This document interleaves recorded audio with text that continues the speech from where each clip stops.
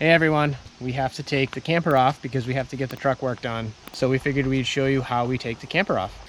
We usually find a nice flat spot and we make sure that the legs are gonna all align. We had to move the truck over just a little bit because it was gonna sit on this section right here, which was gonna be no good.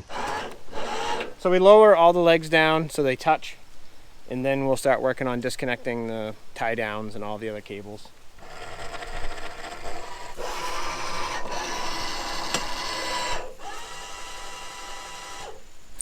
We have lots of connections that we have to kind of take apart one by one.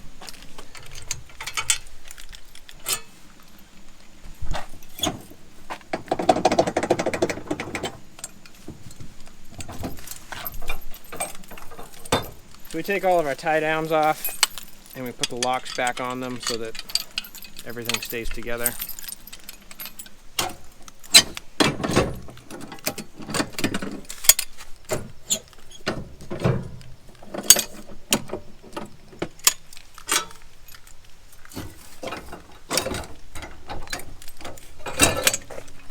So on our camper we have this cable, which it powers the refrigerator when we're driving the truck. Twist lock.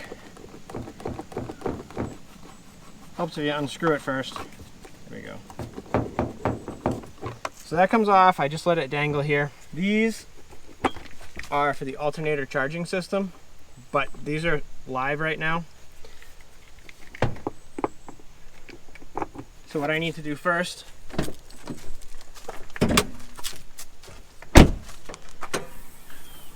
oh, actually they're already off. What I needed to do is just turn off these breakers so that they don't have live power to those connections.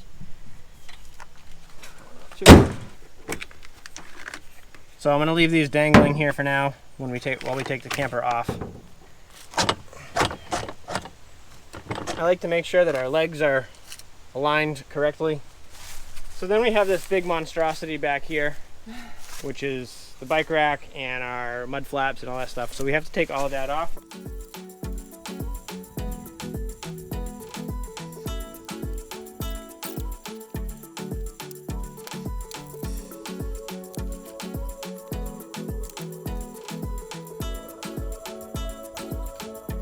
All right, you want to lift it and start wiggling it out and pulling?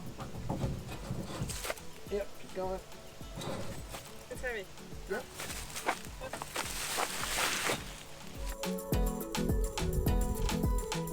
All right, so we take everything off and it's gonna be apart for probably 3 or 4 days, maybe 5.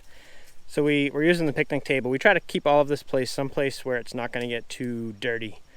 If you lay it down on the ground and it rains and it gets splashed with mud, isn't very nice. No. So the next step is to lift the camper up and off the truck, get it level, and then we can drive out from under it and lower the truck back down. All right, so it's mostly off. One last thing, it's much easier to do once it's lifted up a little bit, is I have to unplug the trailer connection, the 7-pin, which is under here.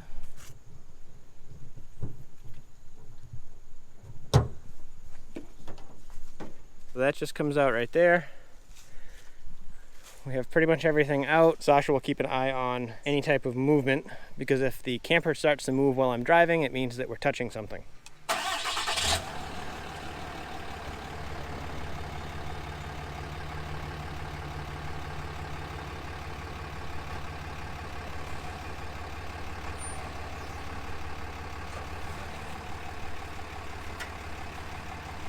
All right, so I didn't realize it, but that we are in a little bit of a ditch. So when I drove away, the back of the truck came up and made contact here. So we're gonna lift the back up a little bit more. Actually, we're gonna lift the entire thing up a little bit more.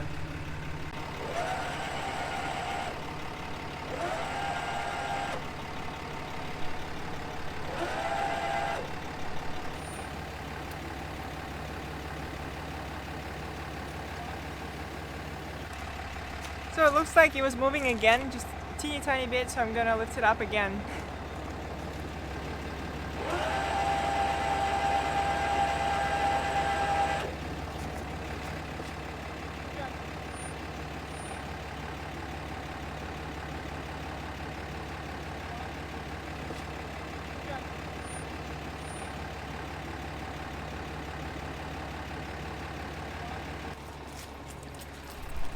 So it's really ideal if you can take this thing off on completely level surface, but we've dealt with a few issues where down here it rose up, so we actually had to lift the camper up a couple times, and then something we didn't really expect is because there's a big hump right here, it's made the whole camper, the whole truck tilt this way, which is making it, we'll climb up here, touching our little guide block down here, but it's, you can see it's barely touching it, so I think we can make it out without a problem.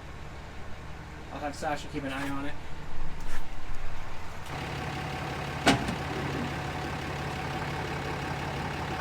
You're good. Perfect. Yep. You're good. That's it. You're good.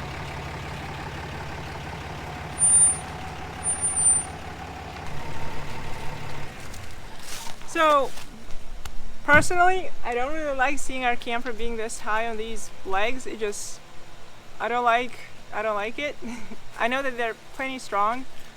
The lower the better. I don't know. And I think Scott has a similar feeling to it.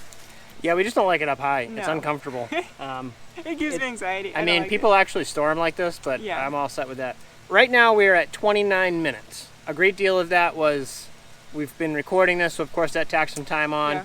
And probably 10 minutes at least is bike just getting the rack. bikes off. If we're really fast at this and we're in a rush and we're not trying to record it, taking it off is usually 15, 17 minutes. Yeah. Putting it on is usually 20, 25. But then again, sometimes we run into something like this where we have like some bumps and humps and we have to slow down. Yeah. But usually on like normal pavements with no problems, it's probably like close to 15 minutes. So that actually went pretty well. Yeah, We not too have bad. a couple more cables to attach, and that'll be pretty much it. We'll lower it down. Our remote says lower, so I'm just gonna press that, and all of the legs will go down. Another thing we need to do is I take this cord, I wrap it around our exhaust pipe so it doesn't get trapped under there. Because the front end does go down quite a bit faster, we like to put a level on it. So you can see the nose is already down. So why don't we go back down in the back a little bit? One of the other things we've learned is that this jack in the back is a little faster than that side, and it's actually come off the ground. So we have to, as we're going up and down, we have to periodically correct for that. So she'll put a little tension on it, and then we'll continue down in the back, just the back.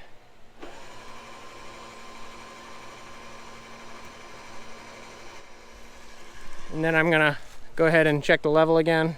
That's better. That's better. So now we can go down all four. And then you can see this one is loose again. So she has to put tension on that. And then we go down again.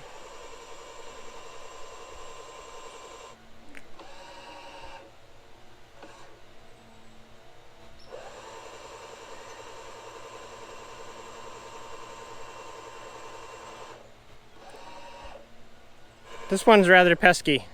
It's always a little bit faster than the other side. Remember about that. Yeah. Keep it going. So if we can go really low, we can take the stairs off completely. But because we have this elbow on our sewer, we can't go extremely low.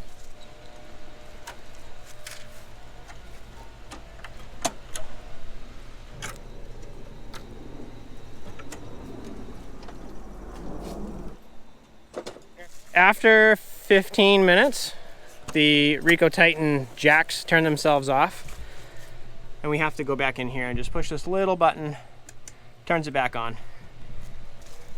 I kind of wish it was maybe a 20-minute timer.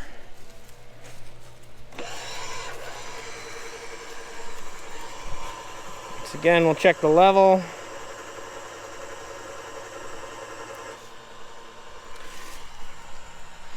So in our case, we can go down until just before it touches the sewer connection. That's probably good. Because of the way our shower drains, we need it to have a slight forward tilt, which it should have because of the fact that the front jacks go faster. So you can see it does have a slight forward tilt, so we can leave it just like that. We also want to make sure that it's not tilted to the passenger side because that affects shower drainage as well, and it is. So I'm just going to bring that passenger side up a little bit. This is purely for making the shower drain more efficiently. Yeah, so that's good. So basically we try to make everything flow this way, but only, you know, a fraction of a degree. It just means that the shower floor doesn't puddle. And I'm also going to take our cords and put them into the bed of the truck so they don't flop around outside. We really need to get a stable camper. I think it's a great product and it works just very, very well. But for now, we have this. It was a cheap Amazon option. Yeah. It's been pretty good, but it only controls the rattle, the wobble in one direction. Depending on how high you have the camper, these legs adjust. Right now we have it really low, so we're going to be able to... Oh, we have it upside down. Oh. It's also upside down. Doesn't help. Okay. There we go. I was going to say, something seems weird. And then this just simply uses a ratchet strap. Yep, that pin. Oh, right there. Hook it into there. I find it much easier to hook it from underneath.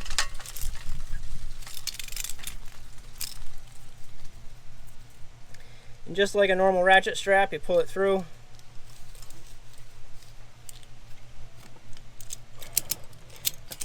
You tighten it up, pulls the legs in and puts force against the top. You don't have to go nuts with it. And that takes this shake out.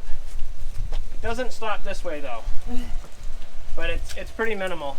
We store a lot of our less frequently used items like rakes and shovels and extra boards underneath here.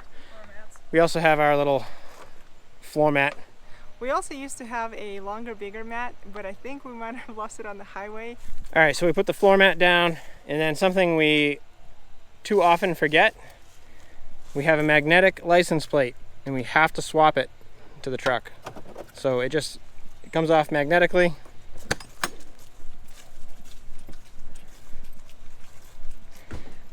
And then it attaches over here magnetically. Now is the time to hook up our camper to all the connections. There we go. Super easy.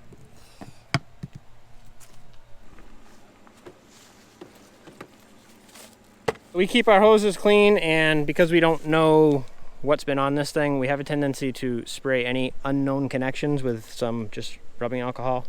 Having it in a spray bottle is very useful. So we haven't used our pressure regulator in a couple months, so I'm gonna just spray this too.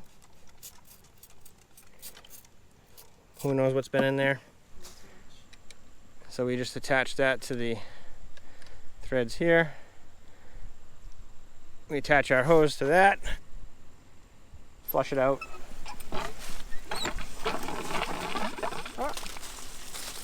Water some plants. And then we'll put the filter on. Thank you. Okay. So then we like to flush the filter out to get the air and any kind of trapped sediment in there. It's gonna be brown, I think. Or not. We rotate it a little bit, that gets all the air bubbles out of it. And then we just shut it off using that. And then we drag it over to the camper.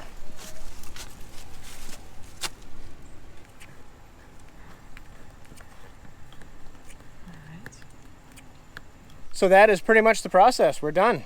Yeah, not too bad. I think we ran into some complications with the ground. But Depending on the day, it goes a little bit better, a little bit worse. We hope that helps a little bit.